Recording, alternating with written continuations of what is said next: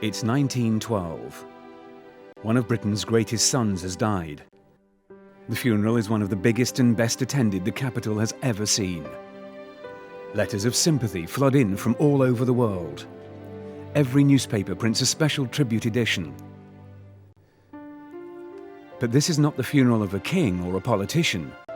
This is the funeral of a man who began life as a poor boy in Sneinton, in Nottingham.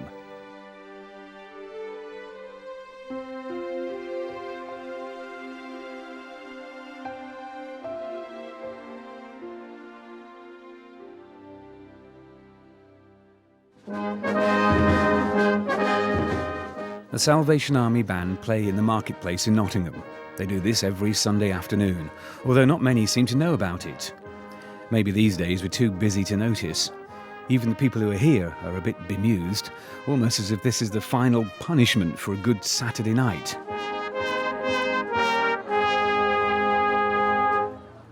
We're going to have half an hour of what I would call church in the street.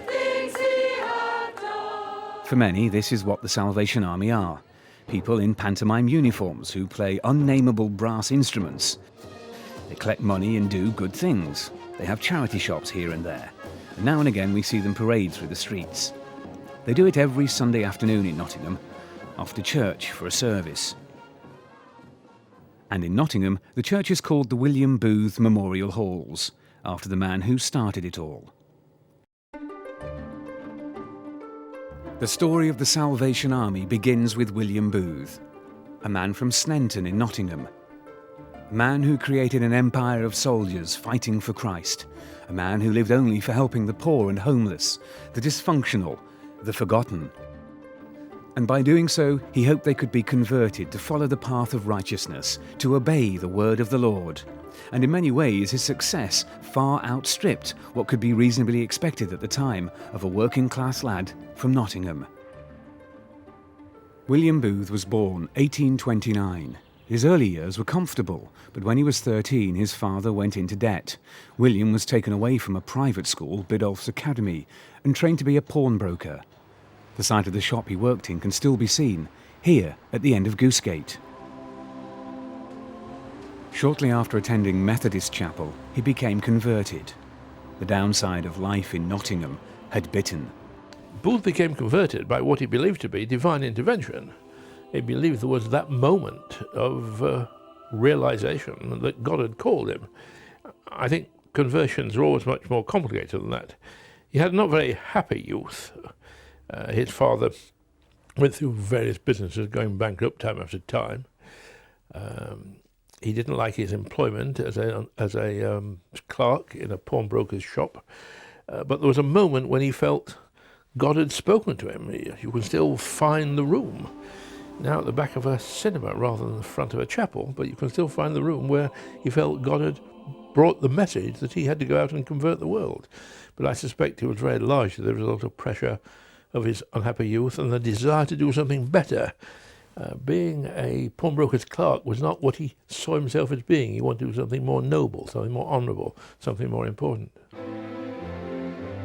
William wanted to be another John Wesley, the Back to Basics founder of Methodism. He quickly noticed that the poor were the least likely to be interested in his religious fervour. And one day he took a gang of rough local urchins into the chapel on Broad Street. They were quickly banned from the meeting. Even Methodism was turning its back on the needy of Nottingham. Already, William Booth had found a big gap in the market. He was ready to fight for equality and salvation, but to succeed, he needed to raise an army. Only then could the world be saved. What made me feel particularly close to Booth was not so much the Birthplace Museum, which I think is marvellous, and I think the Salvation Army did a first-class job, as the church across the road. The church across the road, when I was there, was celebrating, if that's the right word, Lent. And therefore the church was draped in black and purple and was very mournful looking. Booth wrote in his middle age that he can remember being taken to that church and thinking that church ought to be happier than this. Church ought to be more welcoming than this. And it made me realise what young William Booth must have felt on such moments when he felt the church wasn't really a place of happiness and pleasure and hope, but a place of despair and despondency. Characteristically, Nottingham Place is now part of a complex serving the people of Sneinton, some of whom are the descendants of the very people forced to hock their wedding rings in William's old pawn shop back on Goosegate. During the late 60s, the whole area was being demolished by the Nottingham City Council, and they realised the importance of the house here that William Booth was born in, and so offered it to the Salvation Army to purchase to use the ground for whatever they felt was appropriate at that time. And so they built this complex of activities, which is elderly care, daycare, children's work, and originally for families as well. We have a luncheon club where people can walk in for lunch, so that the socialisation between daycare and luncheon club keeps people in contact with the community. People still want to come to the Salvation Army. They are still very strong. Salvation Army, they know Salvation Army care, and that's what they want, care. Are you going to make a snail? I'm going to make a very long snail. Poverty is still around. It's very different from William Booth's day. There is still a great need in our area, as in many other places as well. But the poverty is a different picture, and the poverty is perhaps in the mind and in understanding as well, what can benefit them and help them to have a better quality of life for themselves. At 19, William travelled to London. For a while he worked as a pawnbroker on weekdays and preached on Sundays, until he met a group called the Methodist Reformers. Impressed by Booth's style, they sent him to Spalding in Lincolnshire. At one of the meetings there, he met and fell in love with an exceptional woman. This is a bust of Catherine Mumford, who was born here in Ashbourne in Derbyshire and later married William Booth. Together they founded the Salvation Army, and in those early days she was extremely influential in its work and in its principles. For example, she designed the first Salvation Army flag, and she persuaded William Booth to become a teetotaler. I think Catherine is the most spectacularly significant, important, those all the big words, woman in the 19th century. I think her importance, for instance, licks Florence Nightingale into a cocked hat. But this untutored girl becomes a great theologian. She was immensely influential in all sorts of social ways. I give just one example. She was one of the first people in the 19th century who, fighting against prostitution, began to say, well, the men are to blame as well as the women. The 19th century view of prostitution was that prostitutes were wicked, who inveigled innocent men into sin. I mean, Catherine was saying, what about these rich men who exploit poor women? She was immensely progressive, she was immensely intelligent, she was immensely brave. After 18 months, William and Catherine returned to London. Within 10 years of his first sermon at Mile End, William Booth had established 26 flourishing stations, and his followers had spread the word throughout the country. Known as the Christian Mission, Booth began to call it an army. And it really was an army, with uniforms, bands and a general, General William Booth. Then in 1878, the army got its name. It wasn't his idea, you know, originally. He was writing a communique with his son, Bramwell, and he wrote, "We are volunteers for Christ." And Bramwell, I suspect, really feeling rather stroppy about things. So I'm not a volunteer. I work 7 days a week, 12 hours a day. That's not how you describe volunteers. I'm a soldier for Christ. And then they say, well, that's not a bad idea. The Christ Army, the Army of Salvation, soldiers for salvation. And gradually it evolved into the Salvation Army, which is, of course, a wonderful title. William knew that the hungry and homeless could not be easily converted to the cause, and so the army started to build places to provide food and shelter. And they still do. This one is in Sneinton, less than a stone's throw from Booth's birthplace. Sneinton House is a hostel for homeless men. They come here often off the street, often with drug and alcohol problems, and many of them find more than just shelter. We shall rejoice and be glad in it. It's taken me 31 years to get to where I am. For those who are maybe older or younger, their time for peace and spirit to come upon them will come if they want it. if they really, really want that, then it will happen. And then people like myself will be there and welcome you with open arms and say, what took you so long? I was smoking cannabis heavily, and sort of the people I was associating with, and I sort of hit rock bottom, and I wasn't really happy with the job I was doing, and I had to make the changes. And basically I've been to college and done 2 levels of youth work, and I've done a mentoring course, so I'm trying to take that on further now and take something from my own life. They say, are you still with the Salvation Army? And I say yes, and they look at me and think, well, it'll grow out of it, you know. I think the social fund of the Salvation Army attracts the most extraordinary people in Great Britain today. That's a big claim. And they become friends. They talk to them. They encourage them to clean their teeth so they don't have toothache. They persuade them to change their shirts because they're stinking. They advise them where they can get medical attention. They don't lecture them. They're not pompous and didactic. They're just incredibly friendly in a way I found quite astounding. I came to live here because I was a street drunk. I applied for a job. It was arranged for me to be transferred here and, see if I fitted in on a trial basis. I was a project worker and I've been here for 2.5 years now. I'm grateful to them for what they did for me.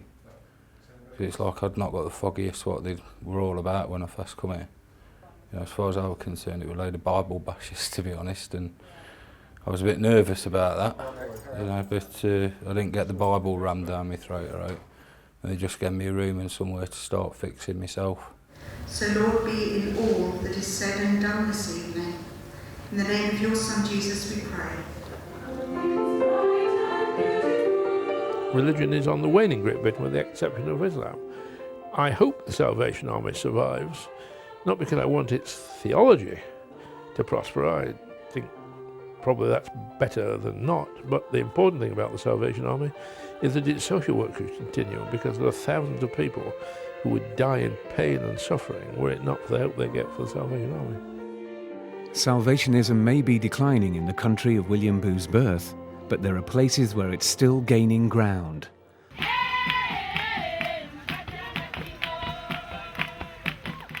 One of those places is Africa. The Salvation Army flag was raised in Uganda in 1931, here in Mbale. Then it was part of the East Africa Command. Recently it's grown and become an independent command a year ago. Now its headquarters are in the capital of Uganda, Kampala. At the time I joined the army, Uganda Salvation Army was only one region, having one district and one section. But now it's quite big.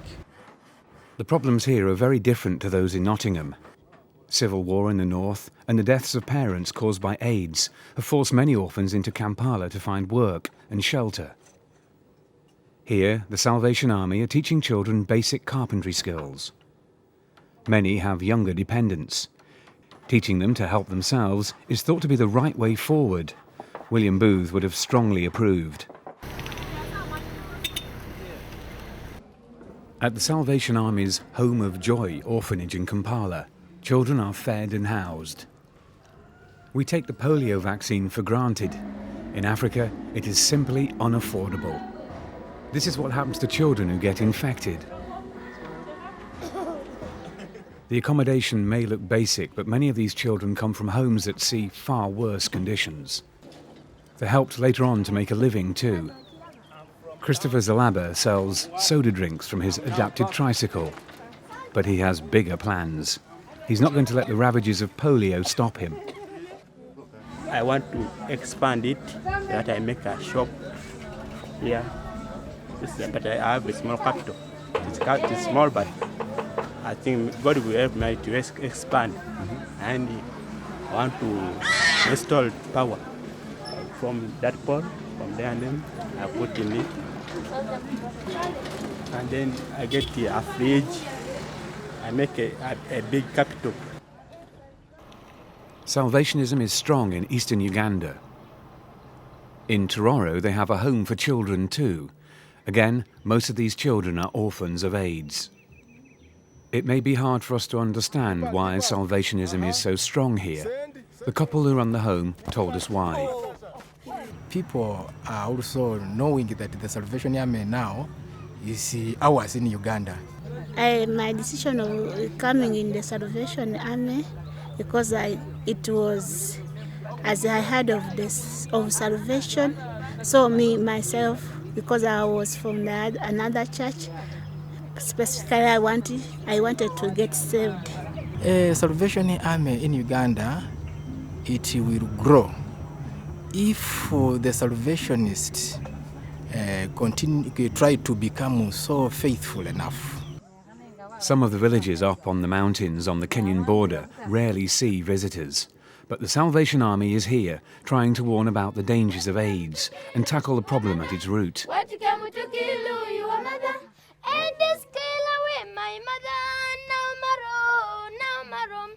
The song is all about AIDS. You know, they are just trying to, we are trying to educate them on what the death of their parents was, and to really understand that it was AIDS that killed their parents, so that they can learn, as young as they are, to understand that AIDS is a problem. And that's why they're saying that what killed our mother and what killed our father. And then they responded that it was AIDS that killed our mother and father. So it has actually brought a lot of stigma, neglect, and a lot of suffering to orphans like they are. We like Salvation Army Church because it is a church which wins souls at their places, in the villages. We reach them, pray with them, confess them with the Bible, and they get saved, and they follow Jesus Christ. I want to join to be a Salvationist Army.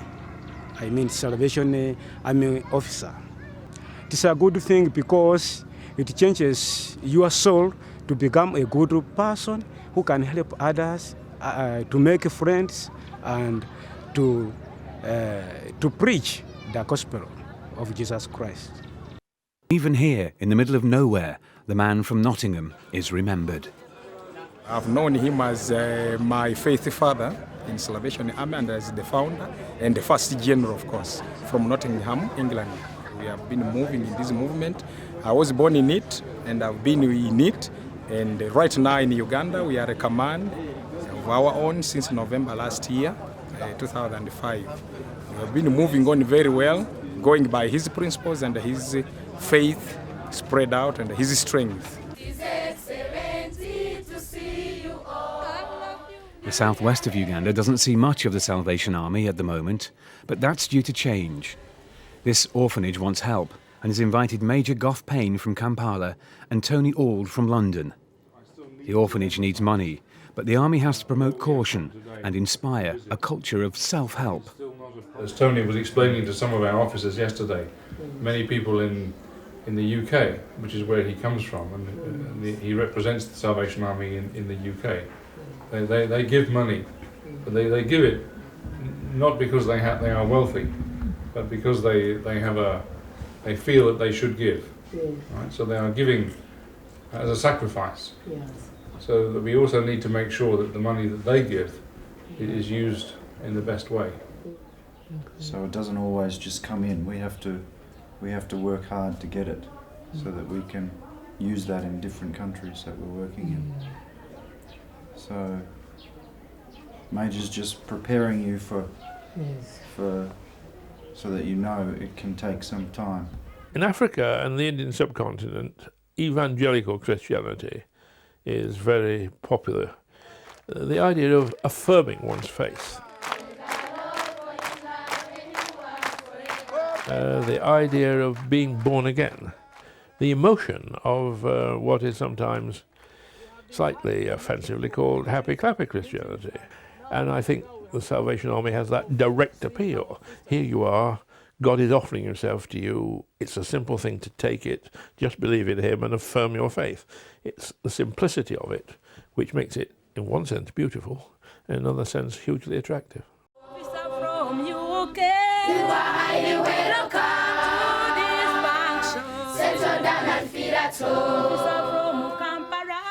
Music is a big part of the Salvation Army's tradition. and feel at home. The brass bands we so associate with the Salvation Army were originally there for more than just music. The band played a very important part in protecting the speaker, General Booth, Catherine Booth, from the people immediately around. And General Booth noticed that people were inclined to follow trumpet and trombone, so knowing a good thing when he saw it, he latched onto the idea.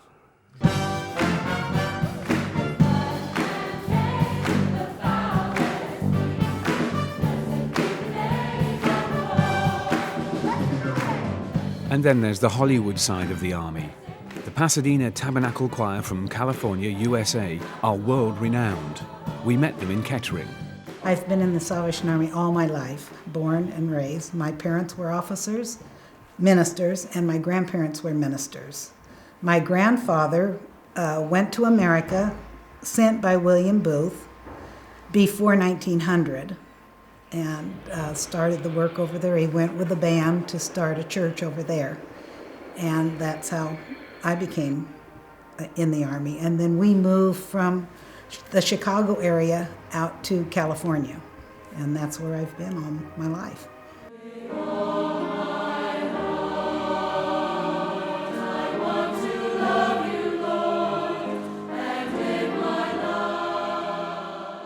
We enjoyed having the mayor here too as well. That was cool. Yeah. Why did they wear that? Sorry. Why do you wear those uniforms? Because it's a symbol, so everyone knows we're in the Salvation Army. And then that's a way that we can talk to them about Jesus, because they come and ask us, "Are you a flight attendant?" Oh no, No, we're in the Salvation Army. We love Army. Jesus, so then that's the way that we can talk And to it them about also it. helps us not, like when we go to church, we don't have to worry about what we have to wear. We can just put this on and no one has to judge us because they're wearing the same thing. So, yeah. I want to say thank you, Father, that you care. Not all branches of the Army wear the uniform or conform to convention. This is an intimate prayer group in Arnold in Nottingham. Could this be the future of the Salvation Army? Well, the future of the Salvation Army in this country and in Europe, and as I can see it throughout the continents, is to go back to a lot of the kind of beliefs that started the Salvation Army, from William Booth and his wife Catherine, to this idea that faith should be put into action. Now, how that's going to look now, I think, will be different than it was in 1970, and will probably be different in 2020.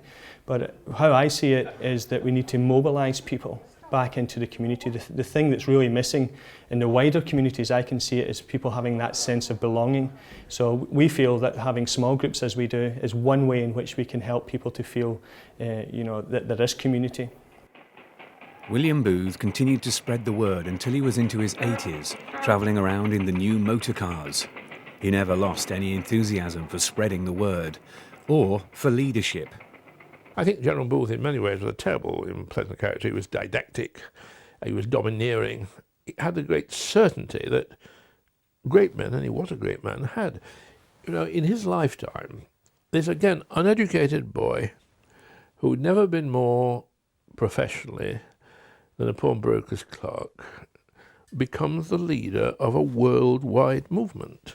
By the end of his life, he's going to America, he's having tea with the President of the United States, and he's saying prayers before the meeting of the Senate.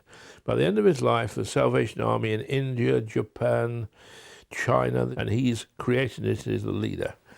Now, to do that, I think you've got to be a pretty tough character. I don't think nice people do that sort of thing. I think you've got to be prepared to push people about and impose your will on people. And that was, in a sense, a requirement of his greatness. I think William Booth would probably be concerned that we weren't doing enough to fulfill his vision, but I think he'd also be impressed by what is being done and the different avenues of service that are being offered in a different society from the one which he served in. I sympathise with them. I feel on the same wavelength as them. I wish I had the devotion and the courage to do what they do. Just a great pity that what they believe isn't true, but apart from that, they're pretty wonderful people. Whether or not you believe the underlying message, it's hard not to admire the legacy of William Booth. A man from Nottingham who was not afraid to practice what he preached, who founded an organisation that is working today in 110 countries all around the world.